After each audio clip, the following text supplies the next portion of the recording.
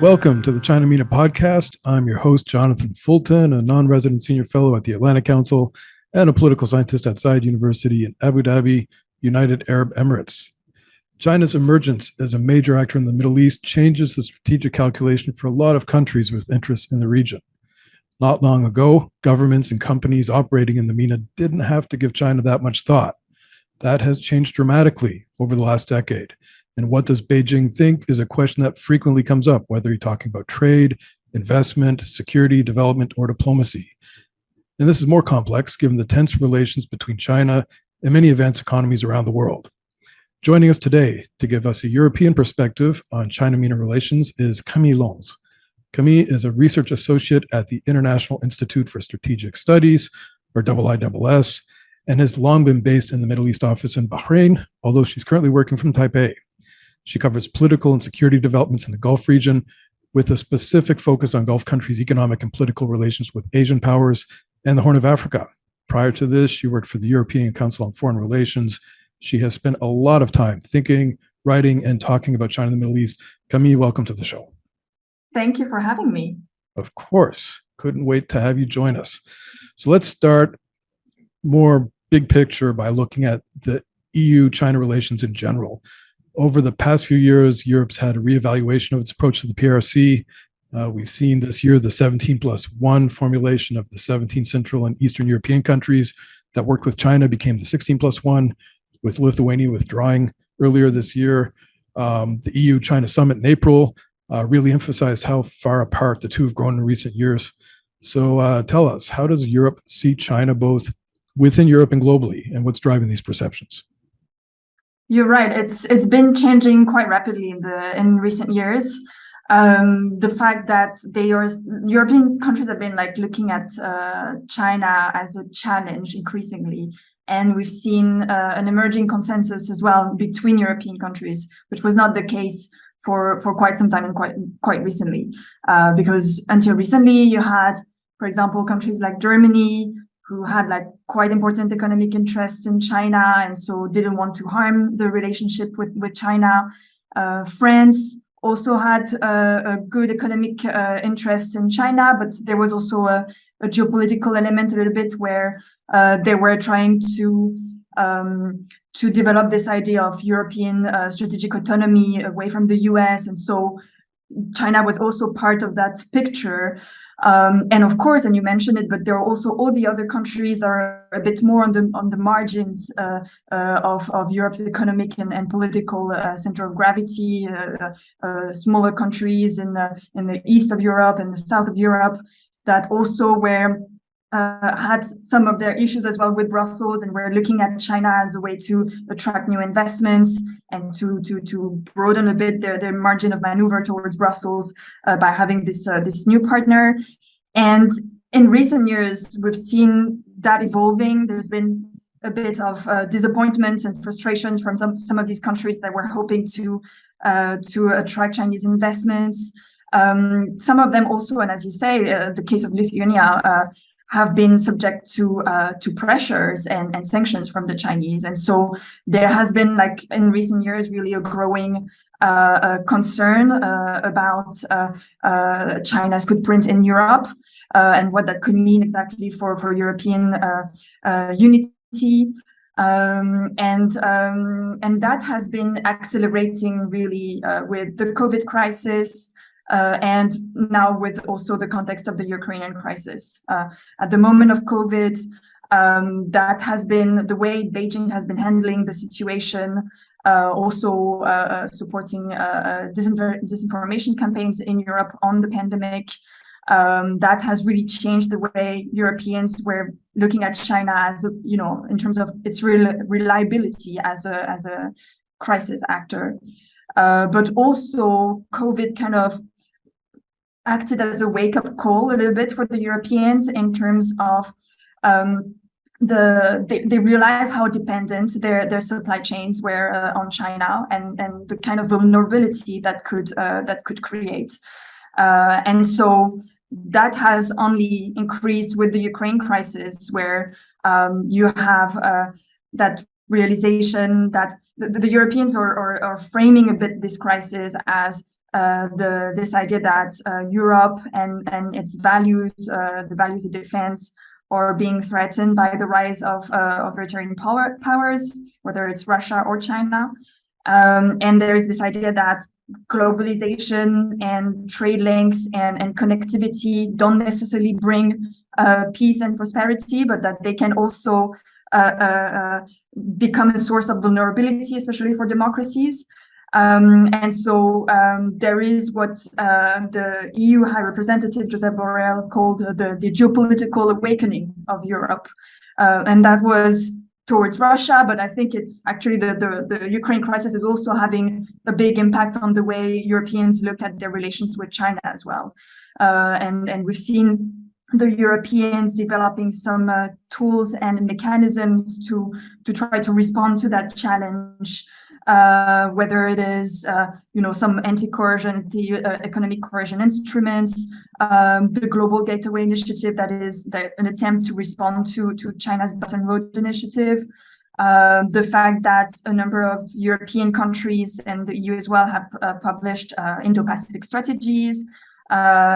NATO as well mentioned China for the first time this year as a threat in its strategic concept. So you have really like a very rapid evolution of the perception of China and of how the EU and European countries should be responding to that.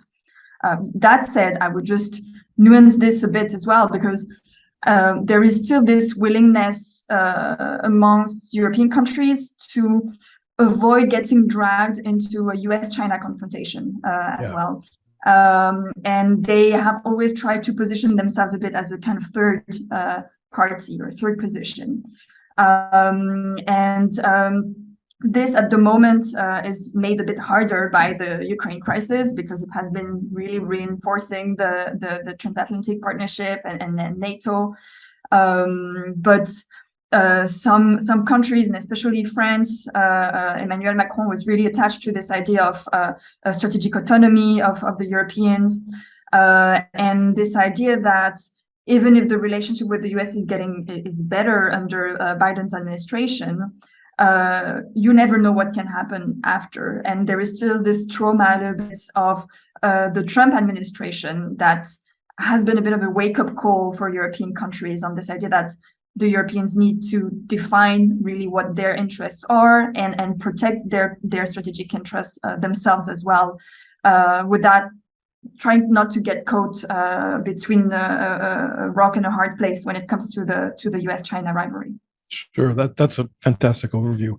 When you're talking about how maybe the promise of China, Europe, BRI cooperation under-delivered, it just made me think of a friend I have from Bulgaria who he was doing a research project, and we were talking about 4 or 5 years ago, and he surveyed a lot of people in Central Eastern Europe, and with very general questions, like which country is the biggest source of investment into, your country, which country is the most dominant economic actor, and, really high numbers, like 80-90% were responding China across the board.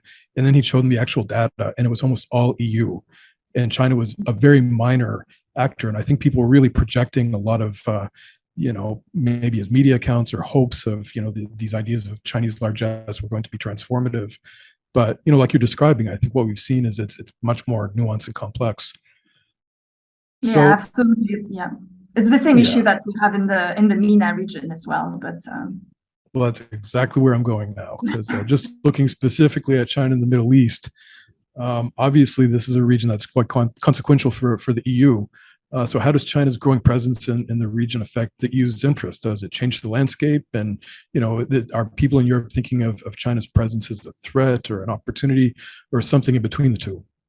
Yeah.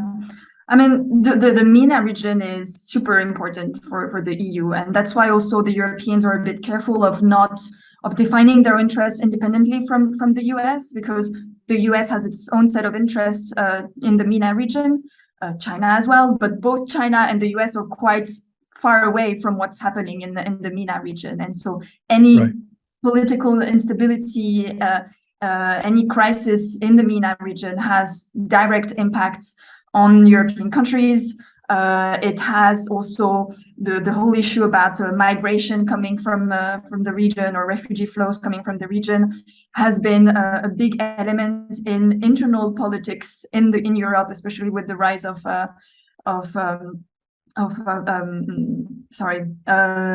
populist parties Right. in Europe, and so it has become really like a domestic question, everything related to the MENA region. And on top of that, you have the fact that the EU is still a bit dependent on energy flows coming from the Gulf. They are very dependent on all the trade, maritime trade routes passing through Suez Canal. You have 40% of the trade between Europe and Asia passing through that waterway. So everything happening in that region is really like directly targeting and having like consequences in Europe. When it comes to what China is doing in the region, how this is really impacting directly their interest. This is a topic that is only now starting to make its way among European policymakers. It's quite a new topic. Until now, the focus was only either on what China was doing in the EU or on what was happening in the MENA region, but there was quite little thinking on what China was doing in the MENA region and how that could affect European interests. And it also depends a lot on each European countries that have their own set of interests. I would say the main kind of concerns would be, the first one is always the economic competition lens. They've been, of course, they have big economic interests in that region. It's a big market for them. They make important investments. So they look a bit with concern all the areas where China and Chinese company can be competing with European companies. So, for example, the French have been pushing back quite a lot on the attempts by Chinese companies to make headways in the automobile in manufacturing industry in Algeria and Morocco, for example, and on digital infrastructures. Huawei was competing directly with Finnish and Swedish companies, Nokia and Ericsson. On renewable energy projects, for example, in power plants, German, Spanish, French companies are also in direct competition with the Chinese companies. So you have a lot of areas of potential economic competition of Chinese companies, but it doesn't. I mean, the Europeans don't necessarily see that as like particularly strategic and having like important security ramification. It's one player, it's one competitor among others. When it comes to infrastructures, actually, sometimes the competitors tend to be more the Japanese or the Koreans than the Chinese companies. They don't necessarily compete on the same economic segments than Chinese companies.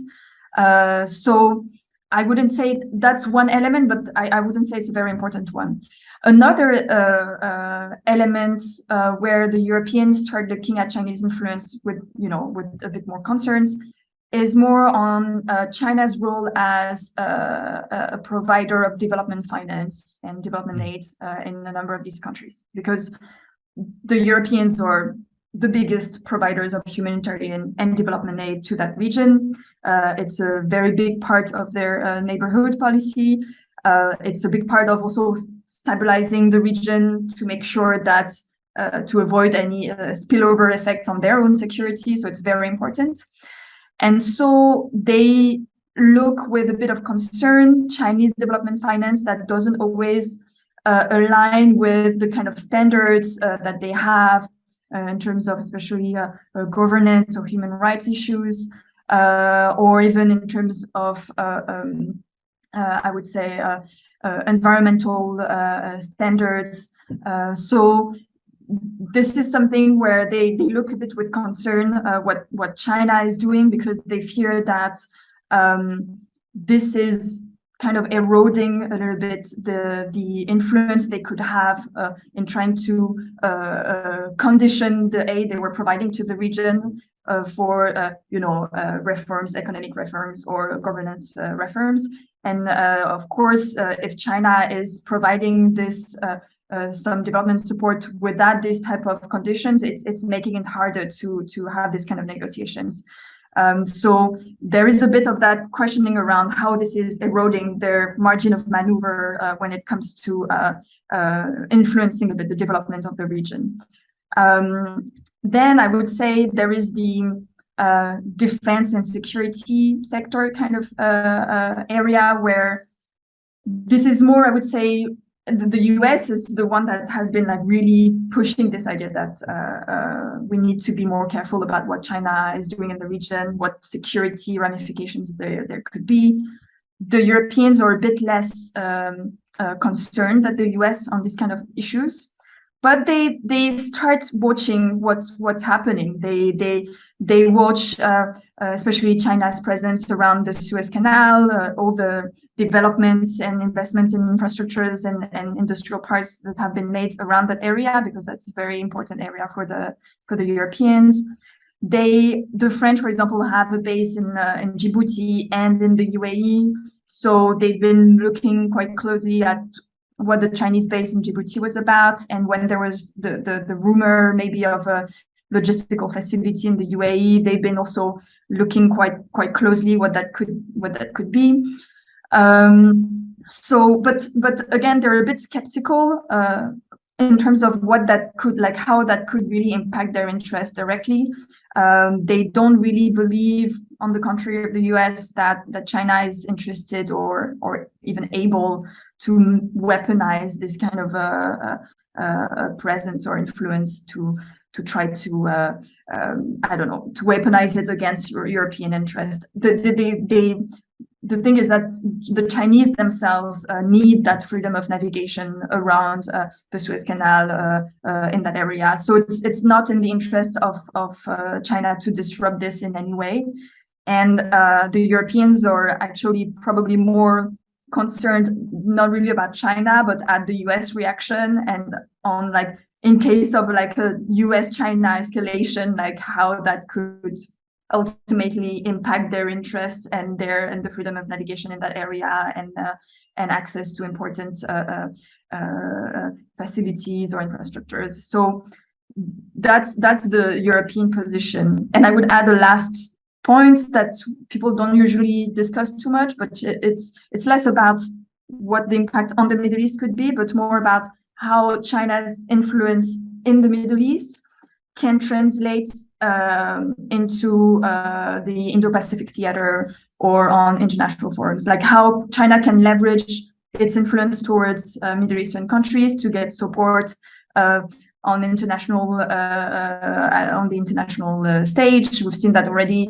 Many of the MENA countries actually have been supporting China publicly on its on the Uyghur issue. They could be supporting it more on Taiwan or on the South China Sea. There is some of them have been, for example, also co-drafting or supporting Chinese resolutions. There's one interesting example in one UN instance that regulates global internet to try to push for reforms in favor of a more like regulated internet by governments.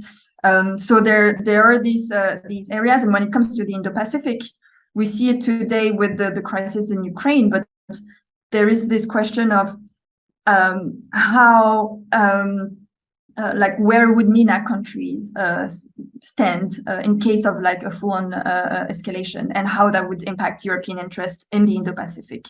And we, especially for those who export energy to Asia, and we see already with the Ukraine crisis the kind of issues we could have, and the kind of ramifications it could have on other geopolitical theaters than the Middle East.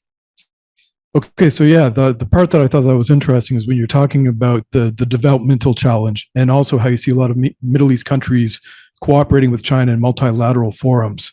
And I think these two things are very, very closely connected, because it hasn't really been noticed much yet, but China announced last year this new, there's the Digital Silk Road, there's the Belt and Road, there's the Health Silk Road, and there's all these different initiatives. But last year they announced the Global Development Initiative. And this is something that I'm actually writing a paper on it right now. So I've been thinking a lot these days. But what you see, I think, especially in the Middle East, is there's a lot of issues where Western countries, we have these universal, these presumed universal norms that drive a lot of how we do things, especially in the development sector. And China and a lot of Middle Eastern countries reject this notion that's universal, that these norms are very Western, preferences, whether it's in terms of governance with democracy being the ideal, or human rights, or gender equality, or free media, or any number of issues. A lot of countries in the region don't accept that premise, and China also doesn't accept that premise. And I think what we've seen, especially since the end of the Cold War, during the Cold War, if countries didn't want to get aid or development, from the West, they always had, the Soviet bloc that they could turn to. But the Soviets collapsed, and there's only one game in town, and everybody had to try to twist themselves into knots to go to the West. And what we've seen with China, especially since the BRI was announced, is China's offering an alternative. And it doesn't necessarily mean people like what China has to offer, but they like having that alternative. They like having the choice. And when China says, look, if there's no conditionality, if you want money, we'll lend you the money. We're not going to talk to you about environmental protection reports. We're not going to talk to you about, transparency and hiring, or any of these things. It makes it really hard for other countries to compete with this. And we've seen, you brought up the Uyghur issue, and I don't think it's that many countries or many people or governments in the developing world necessarily support it, but they're willing to sign these statements to say, look, why shut the door on China and insult them on, something that they consider a core interest, their domestic political conditions, whether it's Tibet or Xinjiang or Hong Kong or Taiwan. If you consider Taiwan a domestic issue, which I don't, having lived in Taiwan for quite a while. But, you can see how a lot of countries look at the way China does this stuff and says, look, that this aligns with our concerns about our own domestic political pressures or domestic development issues.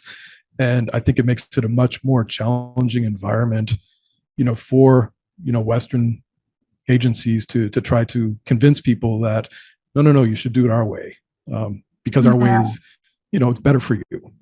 How do you think we meet that challenge?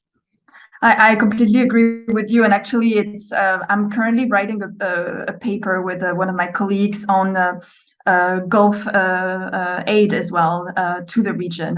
That is actually, Gulf countries are actually sometimes bigger investors and providers of development finance than China in many countries of the MENA region, and poses also the same question to European partners or other multilateral financial institutions or development institutions on how to cooperate with these countries when sometimes they don't always come with exactly the same standards and values attached to the packages.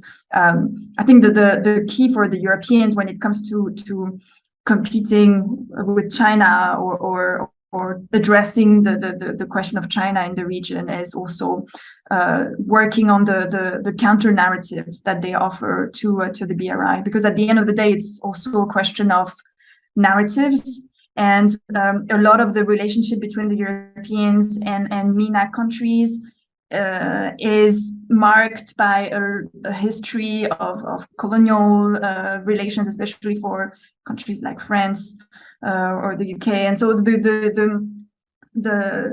the relationship is very tainted by this past, and it makes European demands when it comes to human rights or governance reforms perceived as being very hypocritical and patronizing by some countries in the region. And so how do you also change some of the narrative that you have without completely changing the values you're promoting? Because the reason why the Europeans are promoting democracy is not just for democracy, but it's because they believe that democracy, rule of law are very important for long-term development and stability. And so if they want to build stability in that part of the world, they believe that it has to pass through also promoting some of these values. So it's not just an ideological question, but there's probably a way to present it and to sell it to these countries and try to revamp a bit the narrative that we put forward when addressing these countries, and maybe this narrative of autocracies versus democracies is probably not the best one for the Europeans to use when it comes to the MENA region. Yeah, I agree. I think there's always been a lot of moralizing and a little bit of, maybe ignorance in a lot of Western countries of how we're seen in most of the rest of the world. We keep putting things like colonialism back centuries in our minds, like, oh, that was so long ago. And obviously we know people. If you live in countries in the developing world, you've met people who suffered under this, so it's not a distant memory. So when we talk about liberal values and democracy, it's absolutely, I agree, the hypocrisy of it really kind of makes the message of what you're saying, that long-term stability and the good things that can come of it gets lost in this really clumsy messaging. But anyhow, back to China and the Middle East. When Europeans are looking at the region, of course, I did a really good job of showing that this region is very important. And I realized the difficulty in talking about Europe as if it's a monolithic thing. The proximity, I think, is really important, as you mentioned. The fact that things that happen in the Middle East bump into Europe very, very easily and can have positive or challenging effects. Are there specific countries that you think people look at where a bigger role for China is especially challenging for European interests? It's difficult to reply to your question because it actually depends on countries and depends on the interest you're talking about. I would say Egypt is an important one because of its location, because of the Suez Canal, and because it is one of the countries that has received a lot of Chinese investments and loans recently. So there is a bit of this concern of what that could lead to, how that could translate into leverage, and so Egypt would be an important one, but it depends. If you look at energy resources, you would be looking at Gulf states, or when you look at countries where we have a stronger security partnership with, and to who we transfer some higher level of technologies and equipments in the military domain. So that could be the Gulf states, that could be Egypt as well, actually.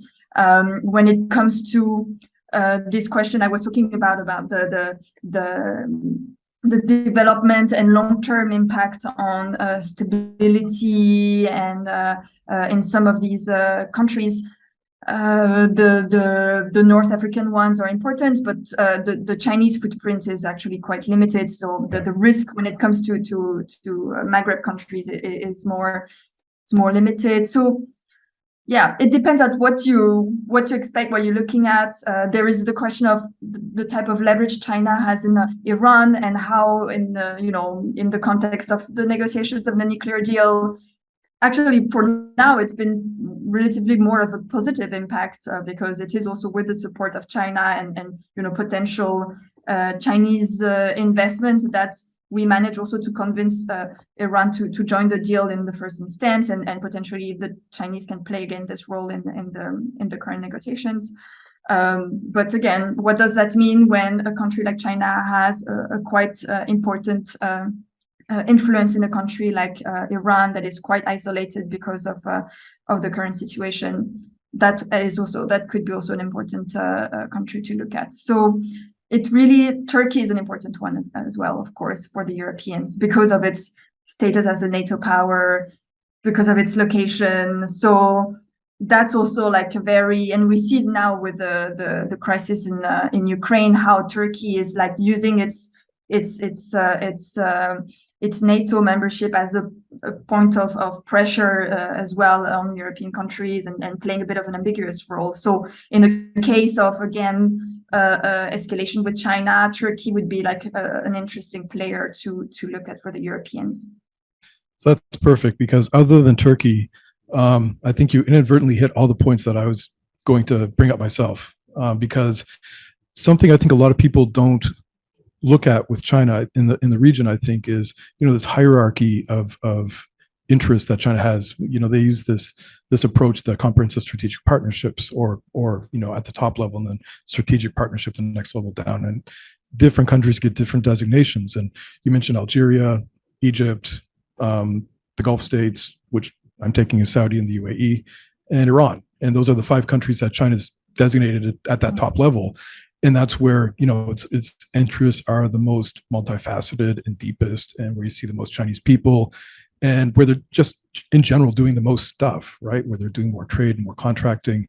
And I think the reason why each of those countries are important is because they all offer something extra. Like, it's not just about trade. Like, when to be a comprehensive strategic partner, the country has to be really important regionally as a political and economic actor. It also has to be considered important beyond the region. So, a country like Oman, where China does a lot of trade and energy, is important, but it's not really that consequential beyond the Gulf. So they've got to be seen as important internationally, but there's this plus, this extra thing. So the UAE with its logistics, and Saudi with its own global Islam and global energy markets, and Egypt with Suez, all of these things give it an extra motivation to work more closely with those countries. So you can really see how China's engaging more closely with them. And Turkey, I always think it's interesting because there's that tension, right? Like, Turkey's in NATO, and Turkey is got the difficulty with Xinjiang, where the Uyghurs are Turkic people, and Turkish leaders feel compelled to do something about it, but they can't do too much. And, so Turkey, you can see how China is willing to go just almost all to the edge, but there's always something stopping it. So I think that's how I kind of look at China in the region, is looking at those countries and thinking that's where it has the most potential to, be influential. And it could be influential in a meaningful, or like a positive way. It could align, because like I've said, and you've kind of reiterated this, that China's interests basically are for stability in a lot of ways. It's not trying in security realm, at least. So do you think that this means that there are areas where China, Europe could be trying to cooperate, or at least coordinate policy in the region on specific issues where China might actually be seen as a helpful actor? Yeah, of course. Actually, like, the thing is that the Europeans, they see China's influence with a bit of concern, but at the same time, they know that China is not going to go away, and it's very important, and it can be very helpful player, and when it comes to, so I mentioned the JCPOA, which is an obvious one, but in general, when it comes to development finance, the thing is that there are lots of projects where the Europeans don't necessarily have the capacity to finance all the projects, and Chinese companies have the ability actually to bid with for quite cheap infrastructures to allow some countries that wouldn't have access to these infrastructures otherwise. That's something that is definitely positive. On the question of renewable energy, the region is going to need a lot of investments to develop renewable energy power plants. Actually, when it comes to North Africa and the Gulf, the Europeans are very interested in also developing some of these power plants to provide renewable energy to Europe. So either when it comes to North Africa, they're looking at options to connect them to the European grid. Or when it comes to the Gulf, they have been looking at options for exporting hydrogen to Europe from Gulf countries. So there will be a need for like a lot of development of these infrastructures. And it happens that China is the global leader when it comes to renewable energy technologies and equipment, and it has been already involved in some of these big projects in the region. So in that area, for example, there will be a need for Chinese investments and presence as well.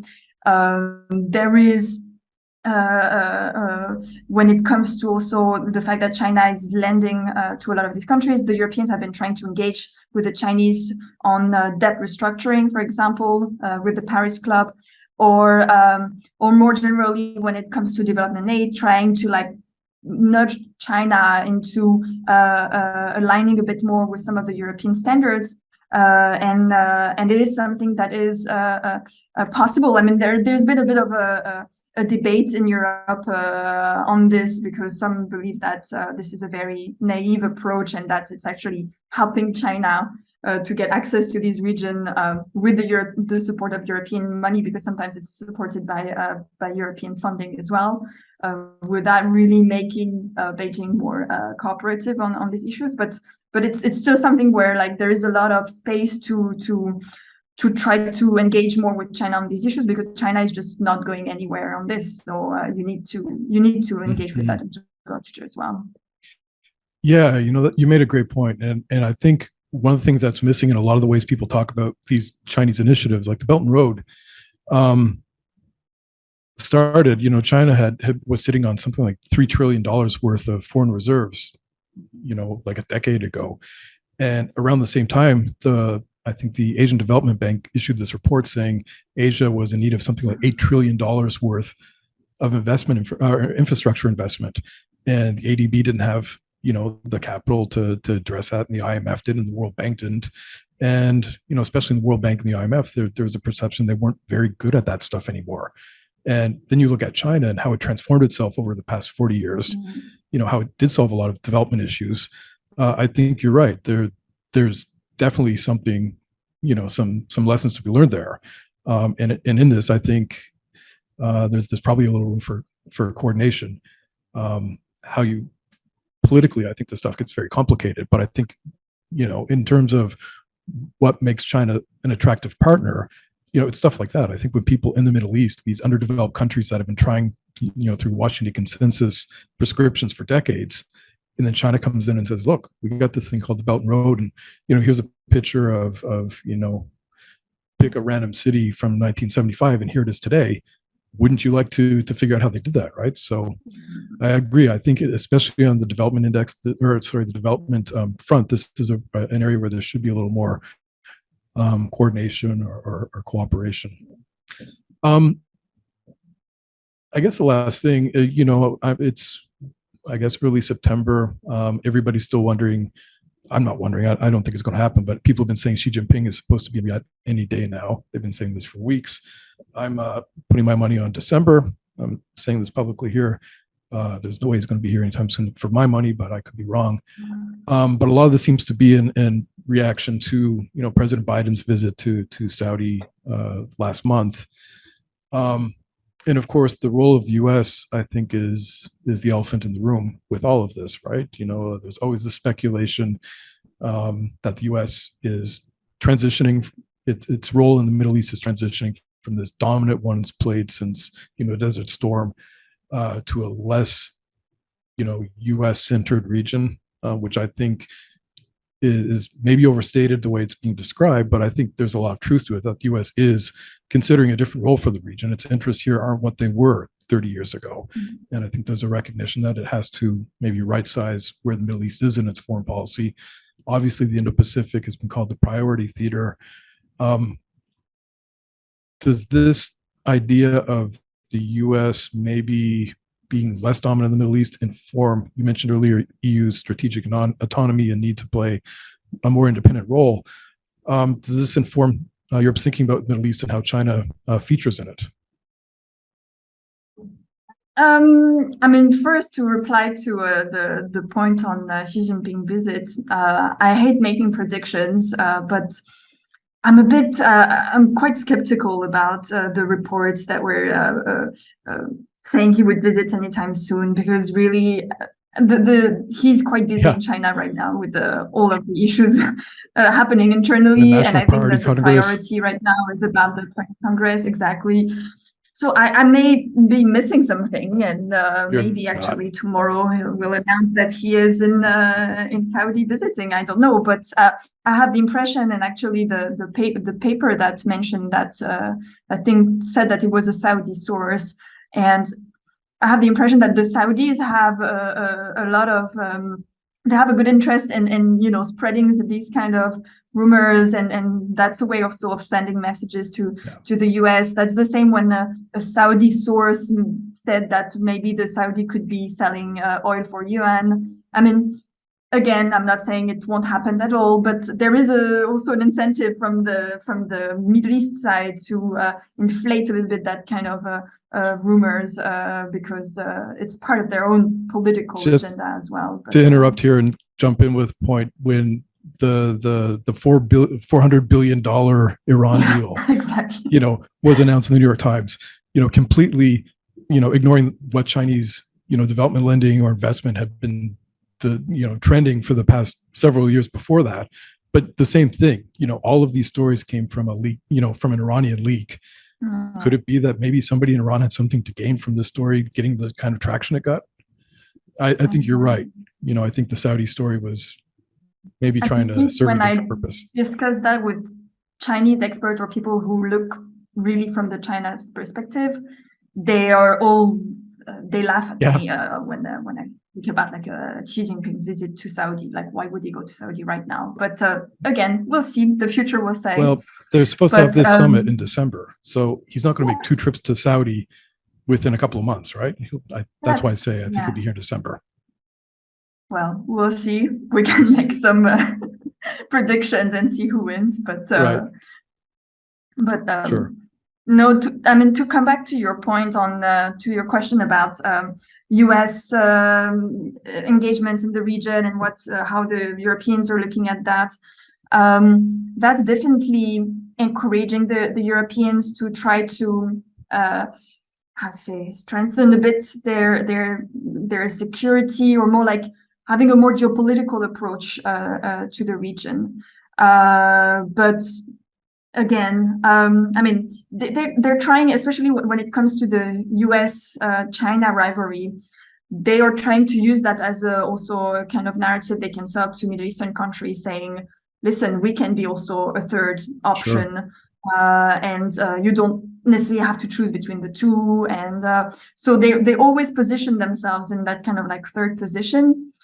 And I guess that's also a bit the spirit behind the recent EU GCC strategy document that was released.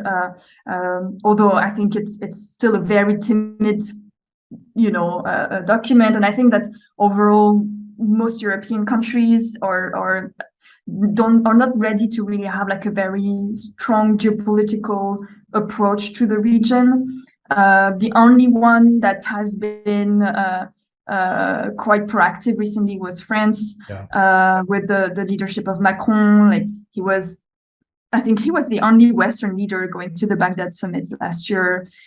He was very active in Lebanon when the issues started happening. He was.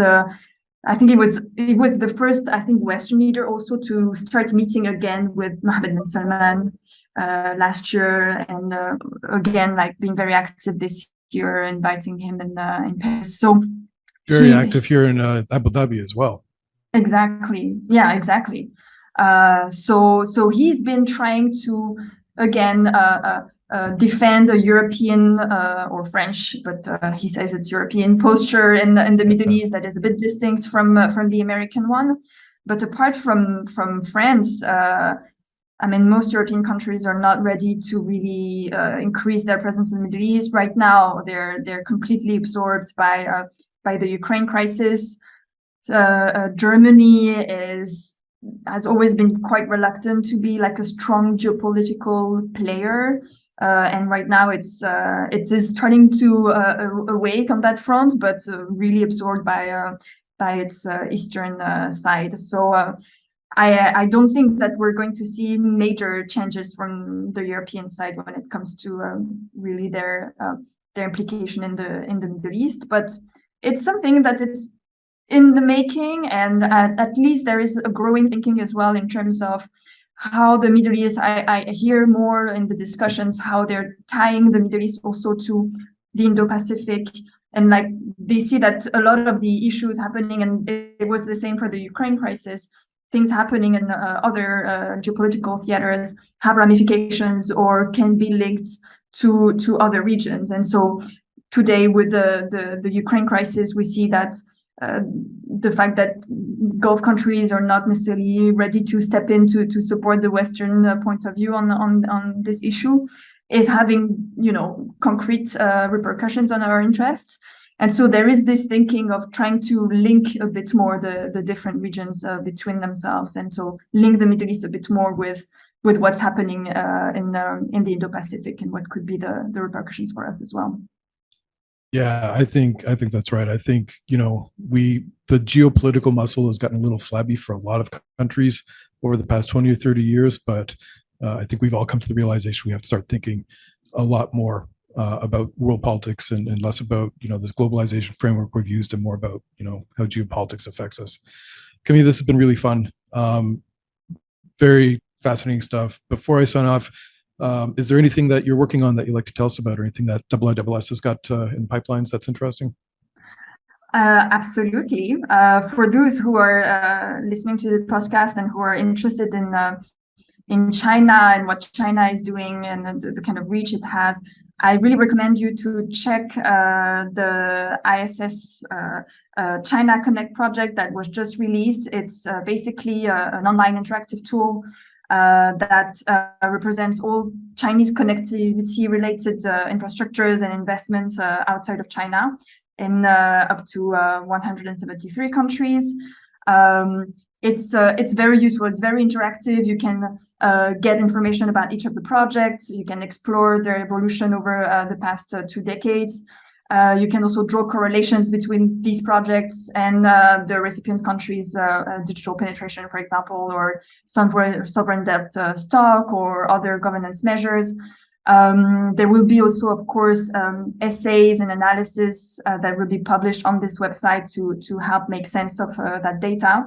So I think it can be a very useful tool for anyone following China's global lending and investments in the infrastructure sector. And I invite you all to have a look, and don't hesitate, of course, to reach out to us if you want more information or about the project or about the data and the methodology. So the website is chinaconnect.iss.org, and we look forward to your feedback on that as well.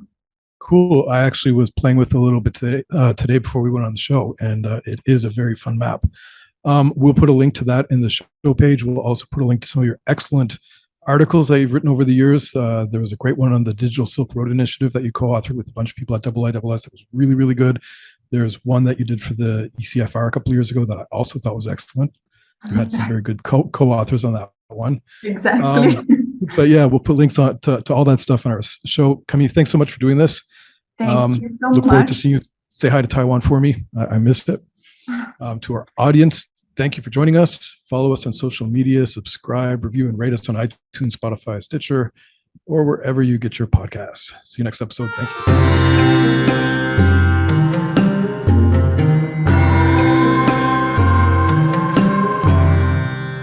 Produced by Heartcast Media.